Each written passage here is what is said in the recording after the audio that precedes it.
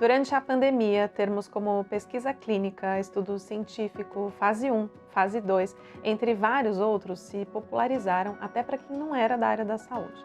Para explicar o processo da chegada das vacinas, os médicos, os divulgadores científicos e os jornalistas se desdobraram para ensinar as etapas de uma pesquisa clínica. Mas esse vídeo é para expandir um pouco mais esse tema. Você já se perguntou como que um novo medicamento é pensado e desenvolvido? As pesquisas clínicas, elas são parte fundamental dos resultados que vemos hoje nos tratamentos das mais diversas doenças. É por causa dos processos da ciência que as pessoas têm mais qualidade de vida, sobrevida e até mesmo a cura para condições de saúde. Desenvolver uma nova tecnologia em saúde é um processo longo, complexo e bastante desafiador. E é dele que a gente vai falar aqui hoje. Mas antes, não se esqueça de se inscrever aqui no canal do Futuro da Saúde e ativar o sininho para receber todas as nossas novidades.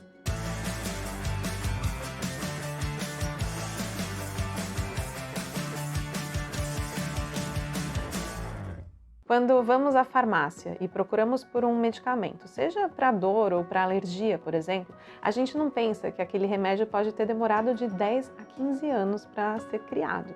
E a bula? Você já leu alguma? Todas aquelas indicações de uso são resultado de uma complexa pesquisa para assegurar a segurança da utilização do medicamento. Mas vamos aos poucos. Tudo começa quando há uma demanda não atendida em saúde. Ou seja, quando há a necessidade de melhorar a qualidade de vida de pacientes, quando há uma doença para a qual ainda não tem tratamento, ou até mesmo quando os tratamentos existentes não resolvem totalmente uma doença, o que acontece em muitos casos. Basicamente, o passo 1 é a identificação de uma necessidade não atendida e com um potencial transformador. Aí então começa a busca para verificar a viabilidade de desenvolver essa solução. Essa busca pode ocorrer a partir de pesquisas em universidades ou encabeçadas pela indústria farmacêutica. Tudo começa com a pesquisa básica para entender uma determinada doença em nível molecular ou celular. Essa etapa envolve a identificação de alvos biológicos, como proteínas ou genes, que estão associados à doença.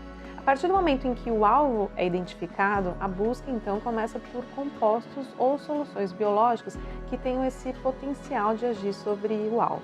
Então, depois da definição do alvo, os pesquisadores vão entender os mecanismos potenciais que podem ser atacados para resolver essa questão aí que a gente está falando. Aí entramos na chamada fase pré-clínica. Os compostos promissores são então avaliados em modelos in vitro e em células de laboratórios e em animais.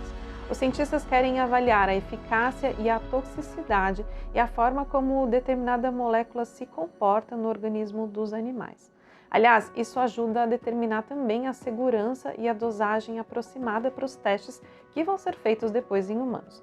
Vale trazer um dado aqui. De 1000 substâncias testadas em animais, aproximadamente só 10 são aprovadas para continuar em desenvolvimento. Ou seja, muitas tentativas são feitas até que um novo tratamento realmente chegue para as pessoas. Só então, a substância que passou por essa fase, por todas aquelas anteriores, está pronta para ser administrada em seres humanos. E aí entramos nas fases da pesquisa clínica.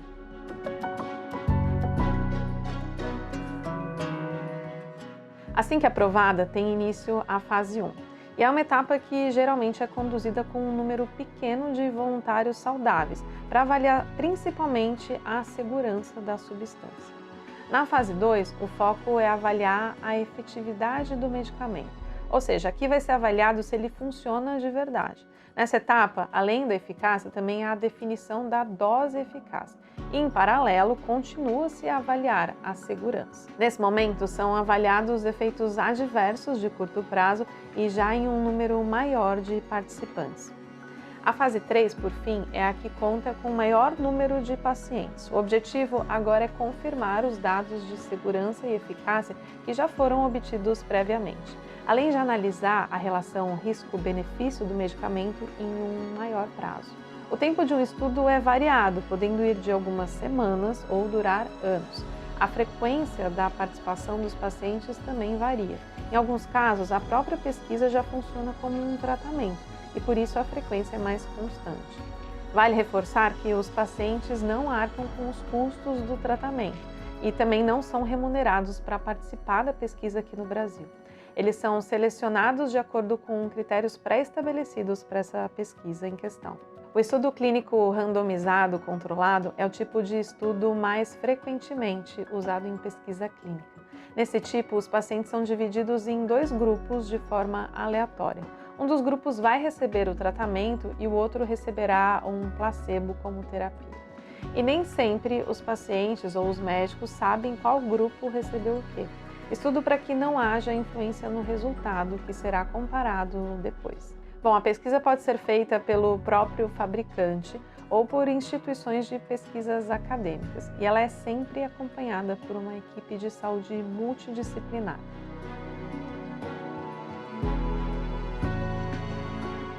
Por fim, se o estudo for bem sucedido, ele já está pronto para ser submetido ao registro.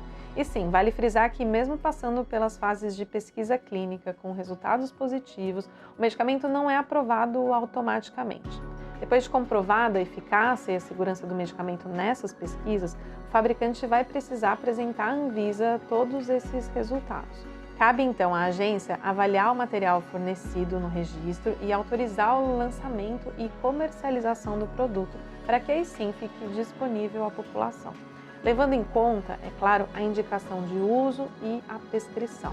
Dentro desse cenário, há formas de acesso a uma nova terapia que a gente já trouxe aqui no Futuro da Saúde em vídeo, que trata sobre a incorporação das novas tecnologias. Se você quiser, você pode assistir esse vídeo aqui no nosso canal. E ainda assim, voltando, depois da comercialização, há a chamada farmacovigilância. O que significa que, enquanto o produto estiver sendo usado, comercializado, ele vai ser acompanhado pelo fabricante e também pela Anvisa.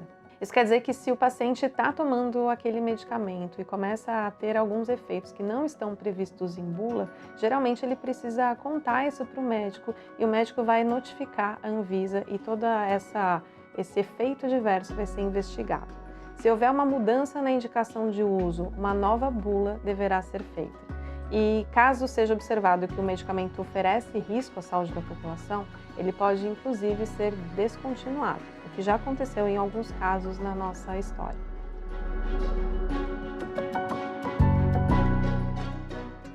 O Brasil alcançou uma posição de destaque durante a pandemia por conta das suas pesquisas clínicas. O país ocupa a 20ª posição no ranking de quem faz mais estudos clínicos no mundo. Na última década, quase 12 mil estudos clínicos foram iniciados por ano no mundo. E no Brasil, a média anual é de cerca de 280 pesquisas. Apesar da diferença ainda ser grande, o Brasil é visto com um otimismo no setor. E boa parte desse destaque se dá por um recurso que a gente tem aqui, que é a própria população brasileira. O país já tinha o seu protagonismo em pesquisas clínicas, porque sempre foi contribuidor, sempre participou dos estudos internacionais. Os pacientes brasileiros eram recrutados por conta da sua diversidade étnica, socioeconômica e cultural, o que aumenta a qualidade das evidências dos ensaios clínicos. O que falta para um avanço ainda mais significativo nessa área são questões burocráticas, como aumentar a agilidade de aprovações e também desenvolver melhor a legislação para dar segurança jurídica ao processo. As pesquisas clínicas são longas e são custosas, mas na pandemia, por conta do caráter emergencial, as agências reguladoras e os responsáveis pelas pesquisas ao redor do mundo tiveram que acelerar alguns processos. Por isso, tivemos a produção de vacinas em tempo recorde. E agora a expectativa é que essa agilidade toda possa ser aplicada nos estudos de forma geral, entrando possivelmente em uma nova era de pesquisas clínicas. E aí, você já conhecia o passo a passo das pesquisas clínicas? Comente aqui e não deixe de curtir e compartilhar o nosso conteúdo. Até mais!